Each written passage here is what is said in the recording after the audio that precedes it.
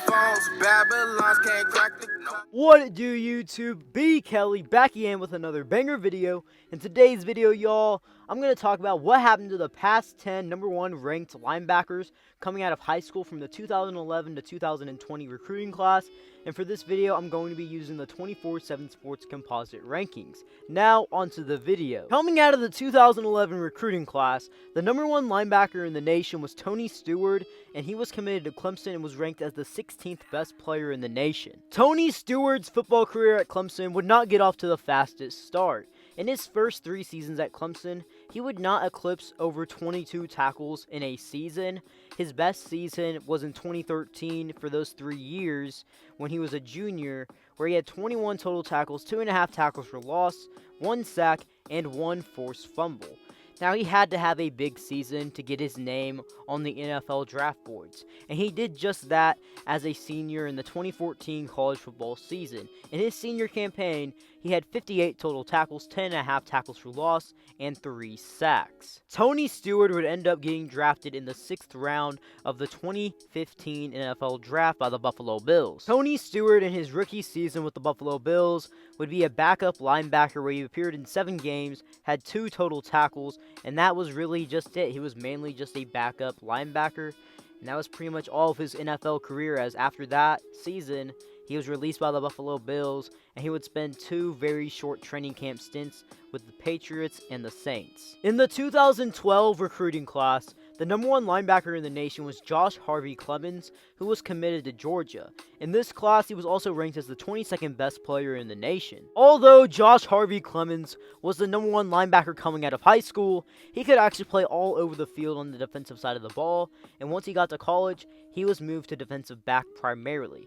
Now, he would spend 2 seasons at Georgia, where he played quite a bit in his sophomore year, where he had 63 total tackles, 5.5 tackles for loss, and 1 interception. In his freshman year, he was primarily a backup, but after his sophomore season, he would end up transferring to Louisville. Harvey Clemens would have a breakout junior season with Louisville. In 13 games played, he had 88 total tackles, 2 tackles for loss, 1 sack, 3 interceptions, and 1 forced fumble. He had a very good shot to get drafted in the middle rounds of the NFL draft for 2016, but he would elect to come back for his senior season. In 2016, as a senior, he would kind of have a down season, but he would not play the full season as he only played in 10 games, but he still had a pretty decent season where he had 60 total tackles, 3 tackles for loss, and 1 sack. Harvey Clemens would end up getting drafted in the 2017 NFL Draft in the 7th round by the Washington Redskins. Once Harvey Clemens got to Washington, he would be changed from a defensive back to primarily a linebacker. So far, he has spent 4 seasons in the NFL, playing in 3 of them and opting out of 1 of them, which was his past 2020 NFL season. But so far in his career, as someone that was seen as a project player and someone that was a very late 7th round pick, he's honestly had a pretty good career so far. In just 3 seasons primarily as a backup linebacker, he has 41 total tackles, 2 tackles for loss, and 1.5 sacks. In the 2013 recruiting class, the number 1 linebacker in the nation was Jalen Smith, who ranked as the number 2 player in the nation, and he would end up going to Notre Dame. Jalen Smith would spend 3 seasons at Notre Dame, and in all 3 seasons, the guy was a beast. In his true freshman season, he impressed many early on, as he had 58 total tackles, 5 tackles for loss, 1 interception, 1 fumble recovery, and 1 forced fumble. And he only got better as time went on. In his sophomore campaign in 2014, he had 111 total tackles, 9 tackles for loss, 3.5 sacks, 1 forced fumble. That's a pretty dang good sophomore season, but his junior campaign was definitely his best college football season yet, as in 2015, he had 115 total tackles, 9 tackles for loss, 1 sack, 2 fumble recoveries, and 1 forced fumble. In that same 2015 season, he was a consensus All-American and even won the Dick Butkus Award. After a monster junior season, he would forgo his final year of college eligibility and declare his name for the 2016 NFL Draft. In the 2016 NFL Draft, he was taken very early on in the second round by the Dallas Cowboys. Jalen Smith in his rookie year with the Dallas Cowboys would start in 6 of the 16 games he played in that season, and had a really good rookie year where he had 81 total tackles, 3 tackles for loss, 1 sack, and 2 forced fumbles. After primarily being a backup linebacker as a rookie, Jalen Smith, as of the recording of this video, for 3 straight seasons, has not missed a single game with the Dallas Cowboys in the regular season, and has not had 1 game where he did not start in the regular season. Just like his college football career at Notre Dame, it really seems like Jalen Smith is just getting better year by year as he goes on in the NFL as well. He did make 1 Pro Bowl so far in his career in the 2019 NFL season, but in 2020 is the year where he had his most tackles, which was 154 tackles, although I will say his best season was in 2019.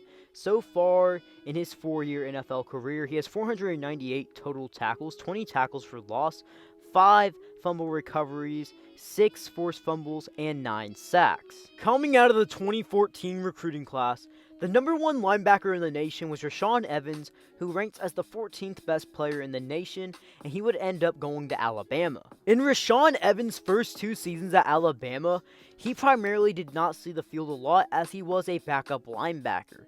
But in his junior year, he would see more playing time, and he saw the field a lot in the 2016 season, as he had 52 total tackles, 4.5 tackles for loss, 4 sacks, and 1 forced fumble.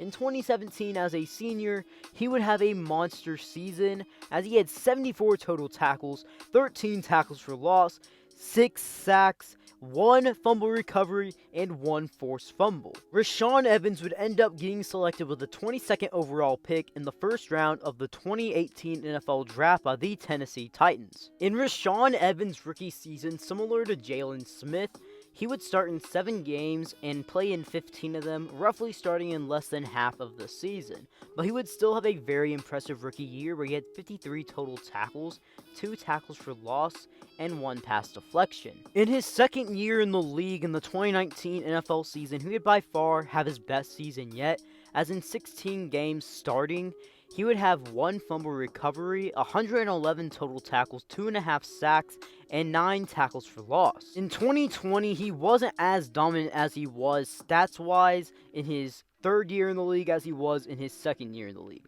But he still had a pretty good season, as in 16 games starting, he had 1 fumble recovery, half a sack, 96 total tackles, and 1 tackle for loss. In the 2015 recruiting class, the number 1 linebacker in the nation was Malik Jefferson, who was committed to Texas, and he was the number 10 overall player in the nation. Malik Jefferson, in his first 2 seasons with the Texas Longhorns, played a lot, and he was a very consistent linebacker.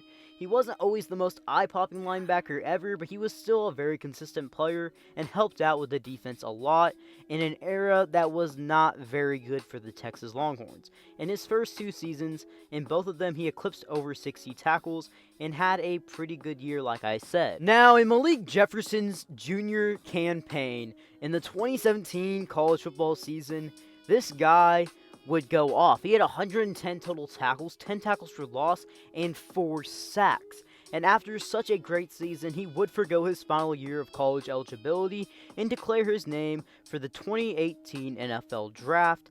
But before we talk about the draft itself, let's talk about his career numbers at Texas. His career at Texas, he spent 3 years as a linebacker for the Longhorns, where he had 231 total tackles, 26 tackles for loss, 13 sacks, 1 fumble recovery, and 2 forced fumbles. Now let's talk about the 2018 NFL Draft. In that draft, he was selected in the 3rd round by the Cincinnati Bengals. Malik Jefferson, so far in his NFL career, has been a disappointment, as he has really never been able to see the field. So far in his 3-year NFL career, he has been a backup in all the 34 games he has played in. He has 16 total tackles, 0 tackles for loss, and 0 sacks. Now, it is worth noting that so far in his 3-year career, he has already played for 4 different teams, including a second stint with the Los Angeles Chargers in the 2020 NFL season, And as of this video, he is currently a free agent after he got released by the Los Angeles Chargers on March 12th, 2021. In the 2016 recruiting class, the number 1 linebacker in the nation was Ben Davis, who ranked as the 10th best player in the nation, and he was committed to Alabama. In Ben Davis's career so far on the college football level, he has spent 5 seasons at Alabama, including a redshirt season in 2016. Now, his entire career at Alabama, he has primarily been a backup, and in 24 games played, he has 7 total tackles and 1 pass deflection. Ben Davis is currently in the transfer portal, but has picked up a lot of steam to go to Texas. In the 2017 recruiting class, the number 1 linebacker in the nation was Baron Browning, who was committed to Ohio State, and he also ranked as the 11th best player in the nation in that class. In Baron Browning's 4-year career at Ohio State, he had 109 total tackles, 19 tackles for loss, 7 sacks, 2 fumble recoveries, and 2 forced fumbles. His best season he had was in his junior season in the 2019 college football season, where he had 43 total tackles, 11 tackles for loss, and 5 sacks. Baron Browning is currently waiting for the 2021 NFL Draft to happen, and I would keep your eye out for the 2021 NFL Draft to hear his name called. Now, coming out of the 2018 recruiting class, the number 1 linebacker in the nation, yes, I'm not going to say his full name, I'm just going to call him PG, so I don't accidentally mistake his name. He ranked as the 15th best player in the nation and was committed to USC. PG would get off to a very hot start in his college football career. As a freshman at USC, he had 38 total tackles, 4.5 tackles for loss, and 2 sacks. And in his sophomore campaign in 2019, he had a really good season for a guy who only played in 8 games. He had 58 total tackles and 3 tackles for loss. In the 2020 college football season, he only appeared in 2 games for the Trojans before he would enter the transfer portal. But he is back for USC for the 2021 college football season. In the 2019 recruiting class, the number 1 linebacker in the nation was Jalen Smith, who ranked as the 18th best player nationally, and he was committed to Penn State. Smith would have an impressive freshman campaign, primarily coming off the bench, where he had 14 total tackles and 2 tackles for loss. In the 2020 college football season as a sophomore, he showed a lot of promise as he improved a lot in his game and got more playing time as a player, where he had 37 total tackles, 8 tackles for loss, 2 sacks, and 1 interception. He's definitely a player you should keep your eye on in the 2021 college football season. The last player that I'm going to be talking about today comes out of the 2020 recruiting class, and that is Justin Flo, who was the number 1 linebacker of that class. He ranked number 6 nationally and would end up going to Oregon. Justin Flo had a lot of hype going into the 2020 college football season as a freshman for the Oregon Ducks, but just after 1 game, he would end up tearing his meniscus and would miss the rest of the 2020 college football season. Well guys, now that I'm at the end of the video, remember to smash that like button, turn on them post notifications, and subscribe for more videos. B. Kelly, out!